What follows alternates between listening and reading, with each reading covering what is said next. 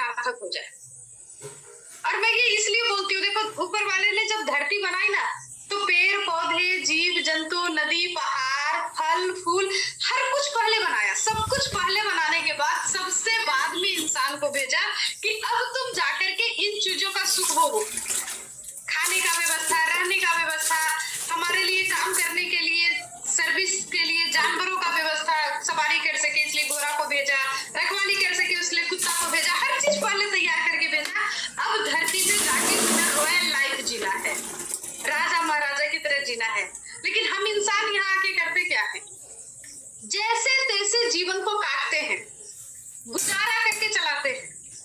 और सबसे बड़ी बात है कि लगता है कि यही जीवन तो बहुत अच्छा है। समझ भी नहीं पाते कि हम अपने जीवन को कैसे चला रहे हैं। मेरी भी जीवन कुछ ऐसे ही चल रही थी, जिसकी कुछ विशेष मकसद नहीं थी। कदम कदम पे कंप्रोमाइज थी, क्योंकि हमें सिखाया ही जाता है जो है जितना है उसमें खुश रहना सीख लो, उससे आगे बढ़ाने का कोई बोलता ही नहीं है। हर बात पे सिखाया जाता है समझौता करके जीना सीख लो। ऐसे ही जीवन को मैं जी रही थी। लेकिन मेरे जीवन में एक टर्निंग पॉइंट आया जब मेरी बड़ी वाली बिटिया मेरे जीवन में आई और मैंने एक ड्रेस उसके लिए सोचा मुझे लेना है। एक टॉप मुझे मार्केट में दुकान में पसंद आया। मैंने मेरे पतिदेव को बोला कि ये फ्रॉक में मुझे अच्छा लगा, मैं बिटिया के लिए लेना चाहती हूँ।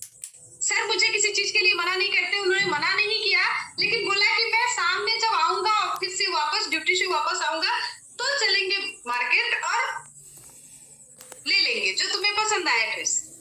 जब शाम में हम सर के साथ दुकान पे पहुंचे तो मेरी नजर थी फ्रॉक पे और सर की नजर थी प्राइस टैग पे। और उस वक्त उस फ्रॉक की कीमत थी 500 रुपए। सर ने जब प्राइस टैग देखा तो सर बोले ये जो फ्रॉक है ना वो बहुत आरामदेह नहीं है, कंफर्टेबल नहीं होगा, बच्ची छोटी है उसको अच्छा नहीं लगेगा। मेरे समझ में आ गया कि बंदे के पैकेट में इतना पैसा नहीं है। और हम लोग आम इंसान जो होते हैं ना वो हकीकत बोलते नहीं, ऐसे घुमा के बोलते हैं। तो मेरे समझ में आ गया। मैंने बोला ठीक है फिर आपको जो पसंद है आप अपने पसंद से ले लीजिए। सर ने एक कपड़ा पसंद किया जिसकी कीमत थी 100 रुपए। वो उठा के बोले ये बहुत अच्छी है। मैंने भी बोला ठीक है बहुत अच्छा, आपको पसंद है ले लेते हैं। लेकिन उस दिन मैंने अपने आप से एक सवाल किया कि जिस बच्ची को मैं उसके पसंद का कपड़ा तक नहीं दे सकती हूँ, अपने पसंद से उसे कपड़ा तक नहीं पहना सकती हूँ, उस बच्ची को मैं जीवन क्या दूंगी? और अगर उस बच्ची को मैं एक बेहतर जीवन नहीं दे सकती तो फिर उस बच्ची को धरती पे लाने का मेरा क्या अधिकार था? क्यों जन्म दिया मैंने उसको जब अगर उसको बेहतर जीवन नहीं दे सकती हूँ? और उस दिन से मैंने एक कमिटमेंट किया कि जो लाइफ मैं जी रही हूँ, जिस तरह से कंप्रोमाइज करके जी रही हूँ, ऐसी लाइफ मेरे बच्चे नहीं जिएंगे। और उस दिन से मैंने तलाश करना शुरू किया कि ऐसा क्या करें कि अपनी स्थिति को बदल सके। लोगों से बातचीत की तो पता चला कि बिजनेस करने से आदमी अमीर बनता है। तो मैंने प्रयास किया, सर को पटाया, सर को समझाया कि सर बिजनेस करते हैं, अमीर बनना है, जीवन की स्थिति को बदलना है, ऐसे जैसे तैसे जिंदगी नहीं काटना है। क्योंकि ऐसा नहीं था कि सर बहुत कम कमा रहे थे, सर की ठीक ठाक इनकम थी। लेकिन हमारे हिंदुस्तान का जो कल्चर होता है कि घर में एक कमाने वाला और 6-7 खाने वाला, पूरे परिवार की जिम्मेदारी थी। तो जो इनकम आती थी उससे हमारी जरूरतें भी ढंग से पूरी नहीं हो पाती थी। मैं अगर मेरे लाइफ स्टाइल की बात करूं तो जब मैं आरसीएम में नहीं थी तो मेरी जो लाइफ स्टाइल थी, एक सिंगल रूम का मेरा घर था, 7 आदमी का परिवार था। उसी रूम में, उसी में हमारा नहाना, उसी में खाना बनाना, उसी में खाना, उसी में सोना, सब कुछ उसी में करना पड़ता था। बेड को कुछ इस तरह से लगाया गया था कि बेड की हाइट इतनी हाइट की गई थी कि कुछ लोग बेड के नीचे और कुछ लोग बेड के ऊपर। ऐसे करके सोचा, मतलब जिंदगी जुगाड़ू तरीके से कट रही थी, चल नहीं रही थी। खाने पीने की अगर बात करूं तो कुछ अच्छा खाना हो तो त्योहार का इंतजार करना पड़ता था कि त्योहार में पकवान बनेंगे तो खाएंगे। कुछ अच्छा बनाने की भी औकात नहीं थी। साड़ी कपड़े की अगर बात करूं तो साल में एक बार दुर्गा पूजा की बोनस मिलेगी तो कपड़े की मार्केटिंग होगी और उसके लिए हम लोग थोड़ा थोड़ा बचत करते थे हर महीने, तब जाकर के साल में एक बार कपड़े की मार्केटिंग हो पाती थी। ऐसे जीवन को मैं जी रही थी। रहन सहन की बात करूं, मेरे पास जो सफर करने के लिए व्हीकल थी, एक लूना की मोपेड गाड़ी थी मेरे पास, जो चलती कम थी रुकती ज्यादा थी क्योंकि थर्ड हैंड थी। तो कभी अगर मैं सर के साथ निकलती थी उस गाड़ी पे बैठ कई बार मुझे गाड़ी से उतर के बीच रास्ते में पीछे से धक्का देना पड़ता था। ऐसी धक्के मार वाली मेरी जिंदगी चल रही थी जब मैं आरसीएम में नहीं थी। लेकिन जब मैंने डिसीजन लिया कि मुझे कुछ बड़ा करना है, कुछ नया करना है, लोगों ने बताया बिजनेस करेंगे तो अमीरी आ सकती है। बिजनेस मतलब ट्रेडिशनल बिजनेस समझ में आता है। सर को थोड़ा बहुत मेडिकल फील्ड की नॉलेज थी, किसी ने सलाह दिया, हमने एक मेडिकल स्टोर से शुरुआत की। मेडिकल स्टोर में जब पूंजी लगा लिया, दुकान बना लिया, कस्टमर नहीं आते थे। लोगों ने बोला डॉक्टर को बिठाएंगे तो कस्टमर आएंगे। नए दुकान पे डॉक्टर बैठना नहीं चाहते थे। फिर लोगों ने बोला नर्सिंग होम स्टार्ट कर लेंगे तो डॉक्टर भी आएंगे, पेशेंट भी आएंगे, दवा भी सेल होगा। देखो मैं ये बातें आज यहाँ पे क्यों रख रही हूँ, क्योंकि मैंने जॉब का भी अनुभव देखा है कि जॉब में जिंदगी कैसी होती है और ट्रेडिशनल बिजनेस में जिंदगी कैसी होती है। आप एक काम करते हैं ना, दलदल की तरह जीवन होती है। दलदल में जैसे थोड़ा सा कीचड़ में पाँव फंस गया, उसको निकालने के लिए जोर लगाया तो और ज्यादा फंस गया। ठीक वही हालात होती है ट्रेडिशनल बिजनेस में। बिजनेस को अच्छा चलाने के लिए लगातार लोन उठा करके, कर्ज ले लेकर के हम लोग पूंजी लगाते जा रहे थे और उतना ही फंसते जा रहे थे। सर की बैंक में जॉब थी, नर्सिंग होम चल रही थी, मेडिकल स्टोर चल रही थी। इन सब के बावजूद घर में कंप्रोमाइज भरी जीवन थी। कदम कदम पे कंप्रोमाइज करके जीना पड़ता था, वो जिंदगी चल रही थी। लेकिन उसी वक्त, उसी बीच में हमारे जीवन में आरसीएम आया। जब आरसीएम हमारे जीवन में आया तो पहली बार तो हमारे समझ में कुछ भी नहीं आया। जिसने बताया था वो बहुत बड़ी बड़ी बातें बता रहे थे, लेकिन मेरे समझ में सिर्फ इतना आया उस दिन कि अगर इस सिस्टम में ज्वाइन करके प्रोडक्ट खरीदते हैं तो कुछ बचत होगी। एक छोटी सी सेविंग्स को देख करके मैं आई थी। मेरे अपलाइन ने, जिसने मुझे बताया था सिस्टम, उन्होंने मुझे बताया था कि एक साबुन खरीदेंगे तो 1 रुपया अकाउंट में आएगा। और सिर्फ उसी 1 रुपए को देख करके मैं आई थी। मैंने सोचा कि मेरे घर में महीने में 4 से 5 पीस साबुन का खर्चा है। इसी रफ्तार से अगर खर्च हुआ तो पूरे जीवन में 1 लाख साबुन तो जरूर खर्च हो जाएगा। और 1 रुपए अगर एक साबुन पे बचते हैं तो मेरे अकाउंट में बुढ़ापे में 1 लाख रुपया होगा। ये सोच करके मैंने इस सिस्टम को ज्वाइन किया था। आज के समय ये सिस्टम मुझे लाखों रुपए महीने का दे रहा है। आज के समय इस सिस्टम के बदौलत मैं अपने लाइफ स्टाइल की बात करूं तो एक मिडिल क्लास फैमिली की जितनी ड्रीम होती है, जितना सपने देखने का औकात होता है, देखो हम जहां तक जानते हैं ना, सपने भी वहीं तक देख पाते हैं। तो जितनी औकात होती है कि एक सुंदर सा घर हो जाए, एक सुंदर सी गाड़ी हो जाए, बच्चे अच्छे स्कूल में पढ़ ले, पहनने को कपड़े हो जाए, गहने हो जाए, घूमने को मिल जाए, विदेश यात्रा हो जाए, हिंदुस्तान में घूम ले, जितना सपना एक मिडिल क्लास फैमिली देख पाता है, मेरे जीवन में उतने सारे सपने आज के समय में पूरे हो चुके हैं। आज मैं इस सिस्टम में उस पोजीशन पे हूं कि अगर काम ना भी करूं तो भी घर में पैसे आएंगे, तो भी इनकम आएगा, और सिर्फ मुझे नहीं आएगा, मेरे बाद मेरे बच्चों को भी आएगा। ऐसे खूबसूरत सिस्टम के साथ हूं।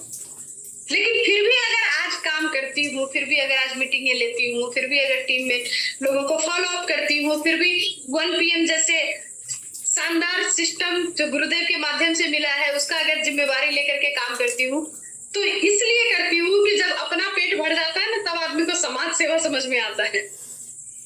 अब लगता है कि जो लाइफ मुझे मिला, अगर मेरे माध्यम से हिंदुस्तान की कुछ महिलाओं को वैसा जीवन में दे पाऊं तो मेरे जन्म लेने का मकसद पूरा हो जाए। इंसान के रूप में जन्म लिया, कुछ लोगों के लिए कर पाए तो इंसान होने का सार्थकता मिलता है। इसलिए आज के समय में आरसीएम में काम करती हूँ, नहीं तो इनकम के लिए काम करने की जरूरत नहीं है। जब मैं आरसीएम में नहीं थी, जब मैं एक साधारण गृहिणी थी, तब की अगर मैं बात करूं, 20-25 रुपए के लिए मुझे मोहताज होना पड़ता था कि कोई फंक्शन में किसी गेस्ट से मिल जाए, रक्षाबंधन में भाई से मिल जाए, या सबसे बड़ा जो इनकम का जरिया था वो जरिया था कि पतिदेव के जेब में कुछ पैसे छूट जाए और कपड़े धोते वक्त मुझे मिल जाए।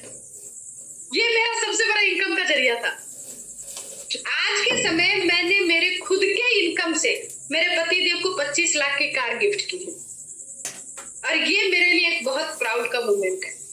जब मैं आरसीएम में नहीं थी, मेरी घर में भी कोई पहचान नहीं थी। घर में भी लोग मुझे मेरे नाम से नहीं बुलाते थे।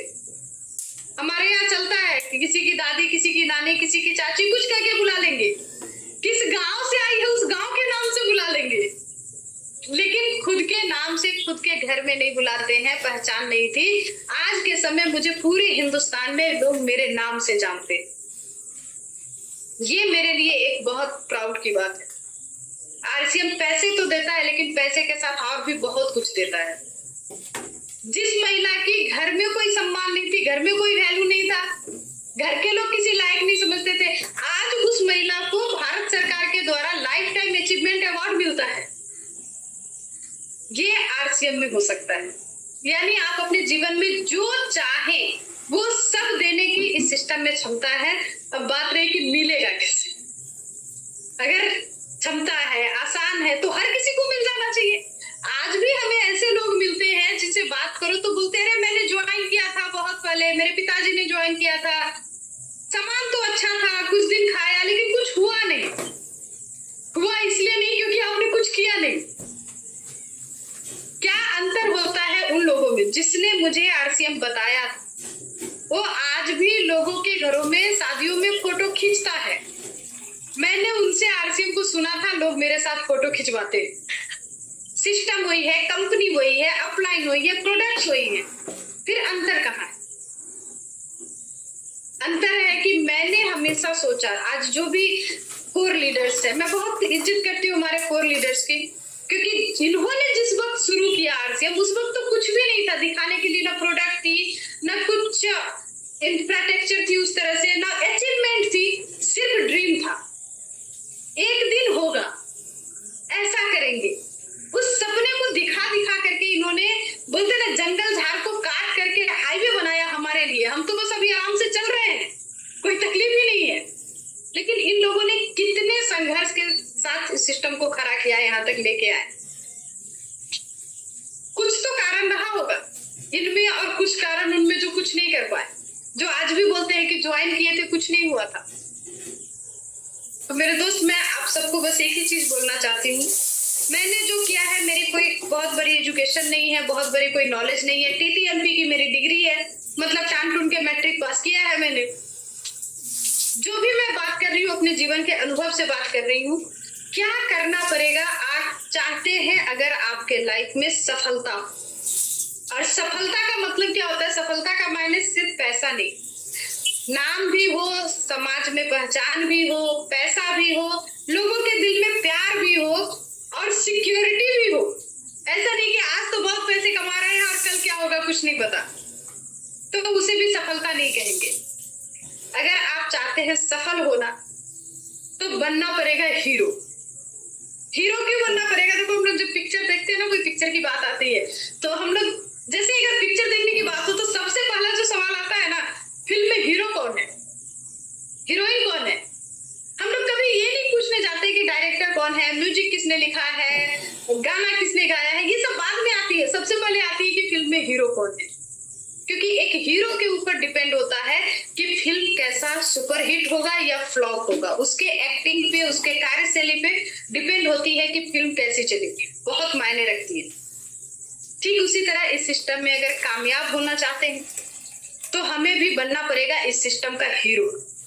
और हीरो बनने के लिए करना क्या होगा, मैं थोड़ी सी हीरो के स्पेलिंग से ही इस बात को रखना चाहती हूँ। देखो, हीरो का जो स्पेलिंग होता है HERO। H फॉर हेल्दी, स्वस्थ रहना पड़ेगा सबसे पहले। फिल्मों में दिखाते हैं ना, 20-25 गुंडे भी आ जाए, हीरो अकेला फाइट कर लेता है, अकेला उस को हरा देता है। कहने का मतलब क्या है, मैसेज क्या जाता है, आप जहां पे हो, कितनी भी प्रॉब्लम चारों तरफ से आपके पास आए, आपके पास तन से मन से वो क्षमता होना चाहिए, वो मजबूती होना चाहिए कि आप सारे प्रॉब्लम को फाइट करके लड़के हरा सके।